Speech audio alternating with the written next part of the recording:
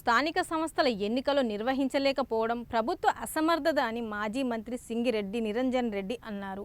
ప్రభుత్వం పంచాయతీ ఎన్నికల ఆలస్యం చేయడం, పలు గ్రామ పంచాయతీలు నిర్వీర్యం అయినాయని, ప్రభుత్వ పనితీరు బాగుంటే ప్రజలు బ్రహ్మరథం పడతారని, కానీ ప్రజల ప్రభుత్వం పట్ల తీవ్ర అసంతృప్తి వ్యక్తం చేస్తూ ఓటు ద్వారా కాంగ్రెస్ ప్రభుత్వానికి బుద్ధి చెప్పారని నిరంజన్ రెడ్డి విమర్శించారు.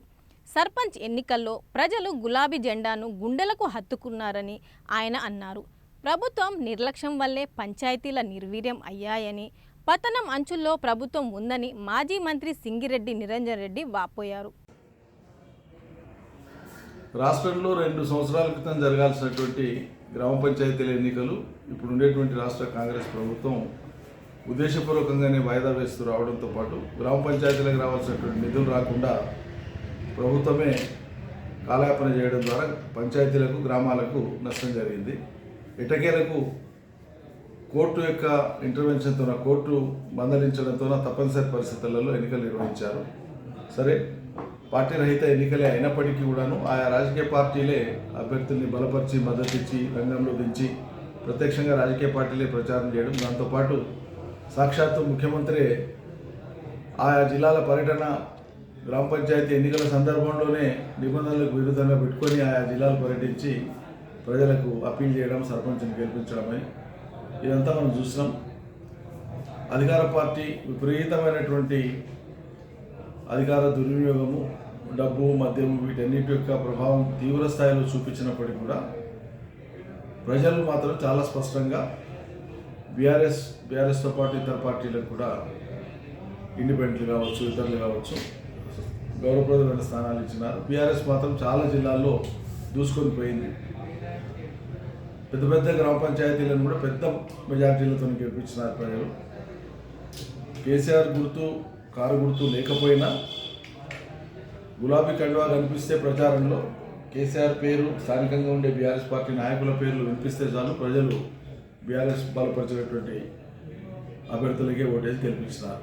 మొదటి విడత, 2వ విడత, 3వ విడతల్లో కూడా రాష్ట్ర వ్యాప్తంగా ఇదే తీరు కొనసాగింది. ఇందులో 2 విషయాలు ప్రస్ఫుటంగా మనకు పరిశీలనకు వచ్చినాయి. ఎవరికైనా సులువుగా అర్థమవుతుంది. సాధారణంగా ఓ ప్రభుత్వం యొక్క పనితీరు పర్వాలేదనుకున్నప్పుడు అధికార పార్టీకి అనుకూలంగా ఫలితాలు రావడం రివాజ్. ఇంకా ఈ అధికార పార్టీ ఉంటుంది, ఇప్పుడైతే 3 ఏళ్ళు ఉంటుంది, కొన్ని పార్టీలు అయితే 4 ఏళ్ళు 5 ఏళ్ళు ఉంటాయి ఆయా ప్రభుత్వాలు ఏర్పడినప్పుడు. ఇప్పుడైతే 3 ఏళ్ళు ఉంది, ఇంకా అధికార పార్టీ చూద్దామనేటువంటి ధోరణి ఉంటుంది ప్రజలకు. కానీ మొదటిసారి అధికారంలో ఉండేటువంటి కాంగ్రెస్ రేవంత్ సర్కారు తీవ్రమైనటువంటి ప్రజా వ్యతిరేకతను మూటగట్టుకొని ఉన్నారు. ఆ కారణం చేతనే ఈ పంచాయతీ ఎన్నికలను ఒక సాధారణంగా ఒక ఆయుధంగా ప్రజలు వాడుకొని తమ యొక్క నిరసనను, వ్యతిరేకతను ప్రభుత్వం మీద చూపించినారు. అందుకే ప్రత్యామ్నాయంగా బీఆర్ఎస్కు బ్రహ్మరథం పట్టినారు. ఈ అధికార కాంగ్రెస్ ప్రభుత్వం యొక్క పతనం ప్రారంభం కావడం కాదు, పూర్తి స్థాయి పతనం అంచుల్లో ఉంది ఈ ప్రభుత్వం అనడానికి ఇది ఒక పెద్ద ఉదాహరణ. కోలుకోలేనటువంటి రీతిలో ఇర్రిపరబుల్ డ్యామేజ్ ఆల్రెడీ కాంగ్రెస్ సర్కార్కు జరిగిపోయింది. వాళ్ళు ఇప్పుడు దాన్ని సవరించుకునేటువంటి అవకాశం కూడా లేదు. అలివిగానటువంటి హామీలు ఇచ్చి, ఆచరణ సాధ్యం కానటువంటి హామీలు ఇచ్చి ప్రజల యొక్క ఆశలతో వాళ్ళు చెలగాటమంటారు, వాళ్ళ జీవితాలతో చెలగాటమంటారు. అందుకే ప్రజలు మామూలుగా ప్రభుత్వం మీద కోపము, వ్యతిరేకతను, నిరసనను ఉండడం వేరు, కానీ ఈ ప్రభుత్వం మీద చాలా ఏయాభావం ఉన్నది, చాలా కసి ఉన్నది. ఇది చాలా స్పష్టంగా కనిపిస్తున్నది. కాబట్టి రాబోయేటువంటి రోజులలో ఎప్పుడు సాధారణ ఎన్నికలు జరిగినా సరే కాంగ్రెస్ రాష్ట్రంలో తుడిచిపెట్టుకుపోవడం ఖాయం. సింగిల్ డిజిట్కు లోబడే ఫలితాలు ఉంటాయి కాంగ్రెస్ భవిష్యత్తులో. ఇది 100% జరిగేటువంటి పరిణామమే. ప్రజల మనోభావాలు, ప్రజల యొక్క ఆలోచన సరళి చాలా స్పష్టంగా ఉంది.